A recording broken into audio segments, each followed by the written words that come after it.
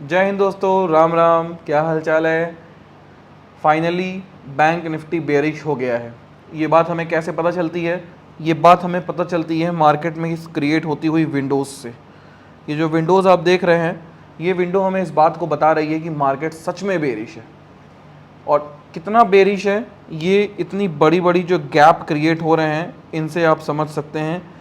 Actual में ये gap हैं क्या, बेसिकली ये गैप बनते कैसे हैं, इसको समझने की कोशिश करते हैं ज़रा सा हम लोग। गैप क्रिएट होने का मतलब होता है कि जब पहला गैप बना था, तो पहला गैप जब बना था आपका सबसे ऊपर गैप 1, फिर गैप बना है गैप 2, आज फिर बना था गैप 3। 3 गैप बन चुके हैं मार्केट में। ये क्या बताते हैं बेसिकली, इसको समझिए ज़रा सा। पहला गैप जब बना था उसके बाद जो रेड कैंडल आई थी, फर्स्ट रेड कैंडल के बाद ये जो गैप दिखाई दे रहा है बड़ा सा, इसके पीछे वॉर की सिचुएशन का माहौल बन गया था जिसकी वजह से ये गैप क्रिएट हुआ था। ठीक, ये गैप बना था, इसका मतलब हो गया कि जब मार्केट ओपन हुआ था उसके पहले से ही इतने ज़्यादा ऑर्डर पड़ चुके थे कि मार्केट खुलते ही वो गैप क्रिएट होता है, और गैप क्रिएट होता है उसके बाद मार्केट वहाँ से बेरिश हो जाता है। मतलब बेसिकली जो सेलर्स हैं वो पैसा निकाल रहे हैं मार्केट से। देखो, कहीं ना कहीं ये तो तय है कि मार्केट से पैसा निकाला जा रहा है, तभी ना मार्केट गिर रहा है। मार्केट से पैसा निकालने का मतलब है कि लोग अपना शेयर बेच रहे हैं। अगर बैंक निफ्टी को गिराना है तो बैंक निफ्टी में अवेलेबल नंबर ऑफ शेयर जितने भी हैं उनको गिराना पड़ेगा, उनको बेचना पड़ेगा। और कहीं ना कहीं ये फेयर का माहौल बना हुआ है वर्ल्ड लेवल पे कि वॉर की सिचुएशन का एक माहौल है। दूसरा, इंडिया में इलेक्शंस हैं, इसका एक माहौल है। जब भी इलेक्शंस होते हैं तो भारतीय उतने ज़्यादा डरे हुए नहीं हैं, लेकिन उससे पहले जो विदेशी भारतीयों में पैसा डाल रखे हैं वो डर जाते हैं। तो विदेशी क्या करते हैं कि अपना पैसा भारत से निकालने की कोशिश करते हैं, क्योंकि उनको नहीं पता है कि यहाँ इंटरनल सिचुएशन क्या है। जैसे हम लोग अगर बात करते हैं यूएस मार्केट की, वहाँ पे इलेक्शंस की वजह से मार्केट गिर रहे हैं, तो हमें थोड़ी ना पता है कि वहाँ पे क्या आपसी पार्टियों में क्या चल रहा है, कौन किसके में जा रहा है। हम इतना डिटेलिंग नहीं देखते हैं वहाँ पे। हम सिर्फ ये देखते हैं कि ओवरऑल इलेक्शंस की वजह से मार्केट बेरिश हो सकता है। हम एक थॉट बनाते हैं सिर्फ। उसी तरीके से जो एफआईआईज होते हैं वो भी एक थॉट क्रिएट करते हैं, उस थॉट के हिसाब से वो चलते हैं। वो थोड़ा थोड़ा नहीं चलते हैं। वो अगर सोच लिए हैं कि उनको पैसा निकालना है तो वो पैसा निकालते जाएंगे और मार्केट गिरना है तो गिरने देंगे, उससे उनको कोई फ़र्क नहीं पड़ रहा है। ठीक, क्योंकि वो उनका बाजार नहीं है पहली चीज़ तो, और एक इन्वेस्टर के लिए उसका पैसा ही सब कुछ है। ठीक है ना। तो ये जो गैप क्रिएट हो रहे हैं बेसिकली ये इसकी वजह है कि मार्केट से पैसा सच में निकाला जा रहा है। और आप देखोगे तो डॉलर के प्राइस भी कहीं ना कहीं बढ़ रहे हैं। मतलब जो पैसा निकल रहा है वो गोल्ड और डॉलर खरीद के उनके फॉर्म में बाहर जा रहा है, इसलिए डॉलर के प्राइस भी बढ़ रहे हैं और गोल्ड के प्राइस तो ऑलरेडी आसमान छू रहे हैं। तो कहीं ना कहीं बेरिशनेस वाकई में है मार्केट में, और ये कंटिन्यू हो सकती है। इस समय ये सोचना मार्केट के अगेंस्ट खड़े होना कि मार्केट 3 दिन गिर चुका है, अब बुलिश हो जाएगा, अब बढ़ जाएगा, रिकवर कर जाएगा, ये सब बेवकूफ़ी है।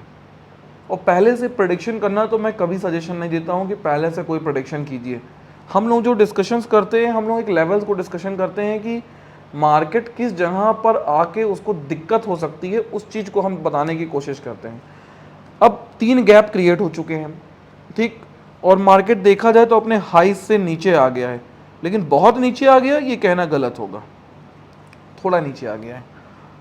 अब समझ में ये देखने की बात होगी कि हमें इंट्राडे ट्रेडिंग करनी है, हमें फ्यूचर ऑप्शंस अगर खेलने हैं तो बेसिकली जो हमें ट्रेड करने होते हैं वो 15 मिनट 10 मिनट के हिसाब से हम सोचते हैं, मैक्स टू मैक्स 10 मिनट। आप ध्यान से समझिए की कोशिश कीजिएगा। ये जो पॉइंट था यहाँ पे मार्केट 3 दिन रुका था, और यहाँ पे आपको एक डोजी भी फॉर्म होती हुई दिखाई देती जो ये बताती है कि बायर और सेलर दोनों लगभग बराबर हो गए थे। उसके बाद बुल रन स्टार्ट हुआ और मार्केट ऊपर चला गया।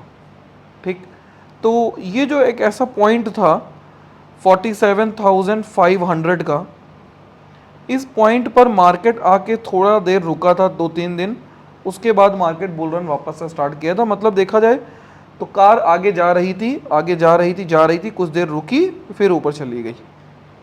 ये सिचुएशन बेसिकली बनी थी।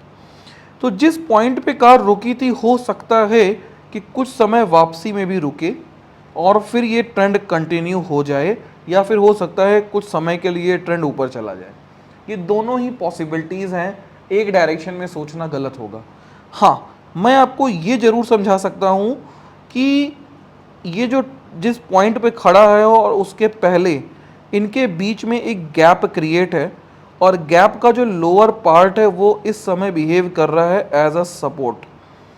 अगर मार्केट इस गैप के पास पहुंचता है जो कि निकल के आ रहा है 47,150 के आसपास का, तो यहाँ से एक चांसेस है कि जब मार्केट इस लेवल पे पहुंचेगा तो यहाँ से कुछ समय के लिए एक बार रिवर्ट होगा, और यही वो कुछ समय ही हमारे और आपके लिए होगा जिसमें हम पैसा बनाएंगे। और बात करें बीच में अगर, तो बीच में यार किस्मत का गेम है। देखो सच बताऊं तो किस्मत हुई तो बन जाएगा, नहीं हुई तो नहीं बनेगा। बेवजह ख्याली पुलाव मत बनाओ, ठीक है ना। 47,150 एक सपोर्ट है जहां से मार्केट लौट सकता है, लौट सकता नहीं है, कुछ समय के लिए रिवर्ट हो जाए। जैसे कि एक बेरिशनेस जब आती है तो हो सकता है कि कुछ समय वो थम जाए और 100-200 पॉइंट अप मूव दे दे, जिसमें आप फटाफट पैसा बटोर लो और फिर आप मज़े करो। क्लियर हो गई मेरी बात। ये एक लेवल निकल के आता है सपोर्ट का। अगर हम रेजिस्टेंस की बात करें तो बैंक निफ्टी का जो रेजिस्टेंस बैठा है वो ऊपर बैठा है, और ऊपर बैठा है लगभग कहाँ पे, 47,800 के आसपास। यहाँ पे जब मार्केट पहुँचेगा तो अगर यहाँ मार्केट जाता है तो एक बार हो सकता है वापस लौटे। ये दो लेवल्स हैं जिन पे हमें थर्सडे को ध्यान रखना है। थर्सडे को अगर इन दो लेवल्स पे मार्केट पहुँचता है तो हमें शायद एक चांस बन जाए। चलिए निफ्टी 50 के बारे में बात कर लेते हैं। निफ्टी 50 बैंक निफ्टी से ज़्यादा बेरिश है। क्यों? यहाँ पे जो कैंडल की लेंथ देख रहे हैं, सेलिंग प्रेशर ये बहुत तगड़ा है। तो इसका मतलब है जो निफ्टी 50 के शेयर्स है वहाँ पे सेलिंग ज़्यादा हो रही है। उसकी क्या वजह है? देखिए, बैंक निफ्टी के जितने शेयर हैं वो सारे के सारे बैंक्स हैं, और HDFC को छोड़ के ज़्यादा बैंक विदेश में कारोबार नहीं करते हैं। लेकिन निफ्टी 50 में ज़्यादातर जो कंपनियां हैं वो विदेशों से जुड़ी हुई हैं। ज़्यादातर कंपनियों में विदेशी काफ़ी ज़्यादा मात्रा में हिस्सेदार हैं, जिसकी वजह से ऑब्वियस है जब मार्केट से विदेशी पैसा निकाल रहे हैं, इलेक्शंस का जो फेयर है उनके मन में, ऑब्वियस है इंडियंस के मन में भी है। FIIs पैसा निकालेंगे तो DIIs भी उस समय ऑब्वियस है पहले पैसा निकालना चाहेंगे। तो उस केस में आप देखेंगे तो सेलिंग प्रेशर बहुत ज़्यादा तगड़ा है। किसमें? निफ्टी 50 की कंपनियों में। इससे हमें ये तो तय दिखाई दे रहा है कि मार्केट सच में बहुत ज़्यादा बेरिश है, और ये जो विंडोज़ और ये जो गैप क्रिएट हो रहे हैं ये भी इस बात को बताते हैं कि जो ट्रेंड है वो कंटिन्यू हो सकता है। अगर ये ट्रेंड रुकेगा तो रुकेगा कहाँ पे, उसको देख लेते हैं। एक सपोर्ट निकल के आया था जहाँ से ये बैंक निफ्टी 50 ऊपर उठा था, वो निकल के आया था 21,900, 21,900। ये एक लेवल ऐसा है जहाँ से मार्केट हो सकता है लौट जाए। अभी मार्केट ट्रेड कर रहा है 22,177 पे। एक्सपायरी हमारी थर्सडे को पड़ेगी, और थर्सडे को जो हमारी एक्सपायरी है उसके अगर हम देखें और ये लेवल टूटते हैं तो सवाल उठता है कि 21,900 अगर बैंक निफ्टी 50 दिखाई दिया तो यहाँ से एक बार आप देख सकते हैं, अगर कोई ग्रीन कैंडल मिलती है तो शायद एक मौका बने 21,950 तक के टारगेट्स। 50 पॉइंट बहुत होता है, 5-10 मिनट में अगर 50 पॉइंट मिल जा रहा है तो लेके मस्ती से झूमो, क्योंकि 50 पॉइंट में भी आपको पता है कि आपका पैसा एटलीस्ट डबल हो जाएगा।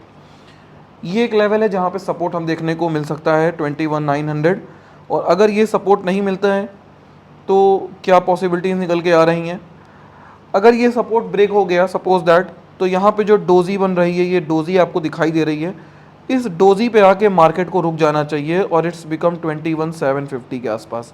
हालांकि ये कल थर्सडे को दिखाई दे ज़रूरी नहीं है, ये बहुत एक हाइपोथेटिकल लेवल्स है, लेकिन बेरिशनेस है, इस बात को एडमिट कीजिए और बेवजह बुलिश होने की कोशिश मत कीजिए। मार्केट में बेरिशनेस की जो मेन वजह है वो वॉर नहीं है, वो इलेक्शंस हैं।